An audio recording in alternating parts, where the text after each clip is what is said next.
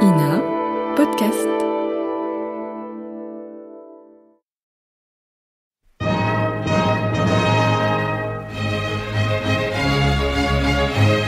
Bon baiser de partout. Une émission secrète de...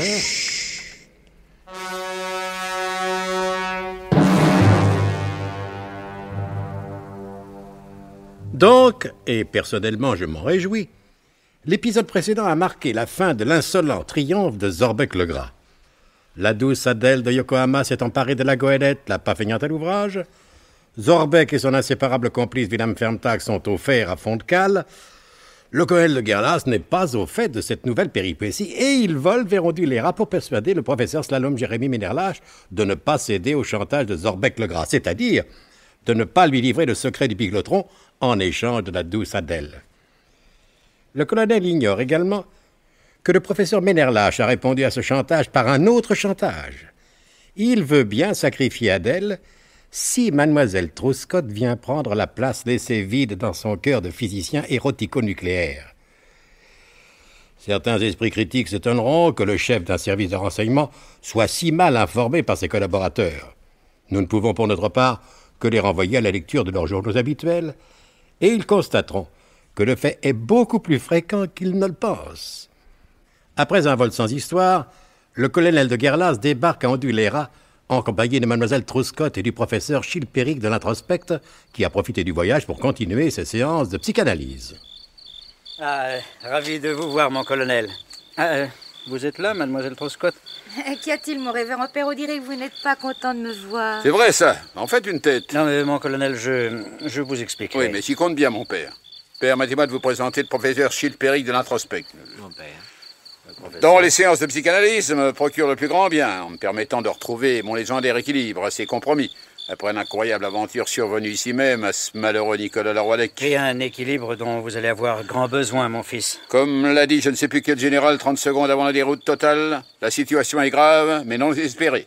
Alors rendre visite au professeur Ménerlach. Oui, non, auparavant, mon colonel, je voudrais bien avoir quelques minutes d'entretien seul à seul avec vous. Oui, non, mon père, non. Plus tard, hein?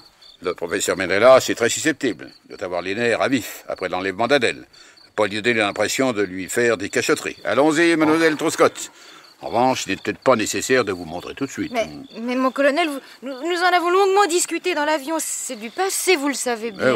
Oui, c'était pour la France. Enfin. Mon colonel, permettez-moi d'insister, mais je vous assure qu'il vaudrait mieux Je ne reviens jamais sur une décision, vous le savez bien. Alors, vite rejoindre le professeur dans son magalo. Autant qu'il a, je crois, une réserve d'excellent whisky propre à nous faire oublier les fatigues du voyage. Et quelques instants plus tard, la petite troupe pénétra dans le bungalow du professeur Slalom Jérémy Ménerlach. Mes hommages, mademoiselle Truscott. Bonjour, professeur. Tiens, vous êtes là, vous aussi, colonel? Bonjour, professeur. Vous avez fait vite, mademoiselle Truscott. Je ne vous attendais pas si tôt. Vous nous attendiez? Et vous ne saviez même pas que nous devions venir. Vous, pas. Mais mademoiselle Truscott, si. Ma chère amie, vous m'aviez caché que le professeur vous avait invité. Je ne vous cache jamais rien, Hubert. Et le professeur ne m'a pas invité. Directement, non, mais indirectement, oui. Et d'une manière qui, je crois, valait toutes les déclarations d'amour. Dites donc, professeur, on va tout de même pas m'échauffer les oreilles. Personne ne vous a obligé à accompagner mademoiselle Truscott. J'avoue même que ce manque de tact de votre part, colonel, me surprend. Ce qui me surprend, moi, professeur, c'est qu'un homme tel que vous ait pu se laisser abattre aussi facilement par les coups du sort. Je sais, vous étiez très amoureux de la jeune Adèle. Ça ne vous donne pas pour autant toutes les excuses. Et je suis surpris par ces propos incohérents absolument indignes d'une aussi belle intelligence. Le professeur Chilpéric de l'Introspect a fait le voyage avec nous. Vous devriez le consulter, c'est un remarquable psychanalyste. Mademoiselle Truscott sera pour moi la meilleure des psychanalystes. Oh, professeur, je ne sais pas si je saurais. Si, mon petit, vous verrez. Je me suis promis de rester calme, et je le resterai. Et pourquoi très calmement, je vous déclare, professeur, que si vous ne voulez pas recevoir ma main sur la figure, nous sommes de nous présenter à Mlle Truscott et à moi-même vos plus humbles excuses. Si quelqu'un doit présenter ses excuses ici, c'est vous, colonel, qui venez troubler un charmant tête-à-tête. Et je m'étonne qu'un homme d'honneur tel que vous puisse revenir sur ce qui a été convenu. Qu'est-ce qui a été convenu? Comment? Le révérend père Paudemurge ne vous a pas dit? Paudemurge, vous m'avez dit quelque chose? À plusieurs reprises, j'ai essayé, mon fils, et chaque fois, vous m'en avez empêché. Eh bien, dites-le maintenant, c'est le moment. Mon colonel et fils, ce n'est pas pour fuir mes responsabilités, vous me connaissez. Mais sur ce que j'ai de plus sacré, je vous affirme qu'il est préférable que je sorte avec mademoiselle Trousscott et que je laisse le professeur vous exposer la situation telle qu'il me l'a exposée. Et telle que vous ne m'en avez jamais fait part. Je le confesse, mon colonel et fils, mais je n'osais pas. C'est tellement... comment dirais-je... Ah, et puis je ne dirai rien. Je préfère me retirer avec mademoiselle Trousscott. Je ne vois pas pourquoi mademoiselle Trousscott ne resterait pas là. Je ne le vois pas non plus. C'est pourquoi je lui demande de sortir. Avec vous, professeur, il faut s'attendre à tout. Oh, votre attente sera comblée, mon fils, j'en ai peur. Une fois seul, le professeur Slalom Jérémie Ménerlache fit part au colonel de la proposition que vous connaissez. Il acceptait d'abandonner Adèle en ne livrant pas le secret du biglotron à Zorbec-le-Gras, mais en compensation, il exigeait que mademoiselle Trousscott reste auprès de lui. Et Berluet, le colonel, ne répondit rien, et s'en fut aussitôt consulter son directeur de conscience, le professeur Chilpéric de l'Introspect. Détendez-vous, colonel. Détendez-vous. Faut-il que je m'étende ou que je me détende, professeur? Détendez-vous en vous étendant. En vous étendant sur ce banc de corail, puisque je n'ai pas de divan. Bien, professeur. Racontez.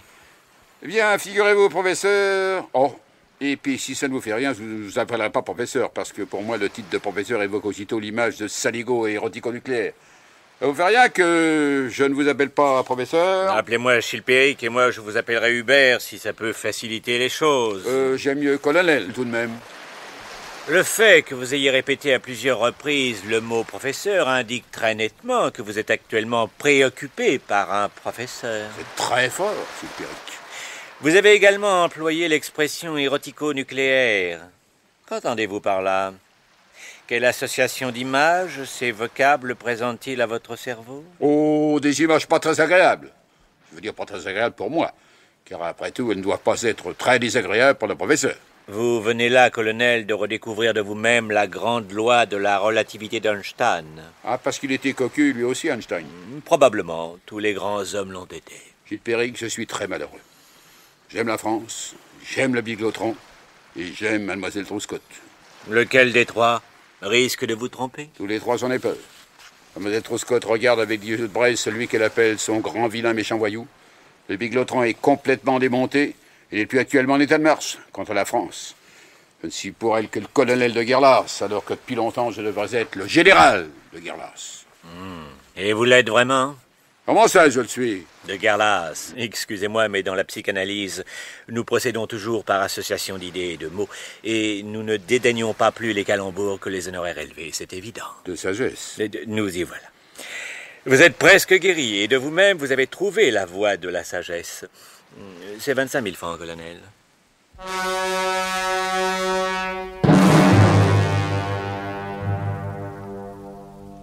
Le professeur Chilpéric de l'Introspect ne se montre-t-il pas exagérément optimiste? Quels sont les sentiments véritables de mademoiselle Trousscott?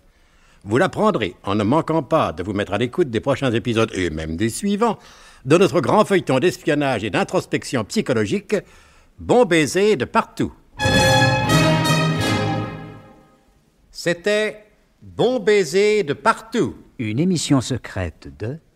Pierre Dac et Louis Rognoni. Avec Elena Bossis, Maurice Chevitte, Pierre Dac, Laurence Riesner, Alain Roland et Jean-Marc Tenberg. Décryptage et mise en code, Jean-Wilfried Garrett.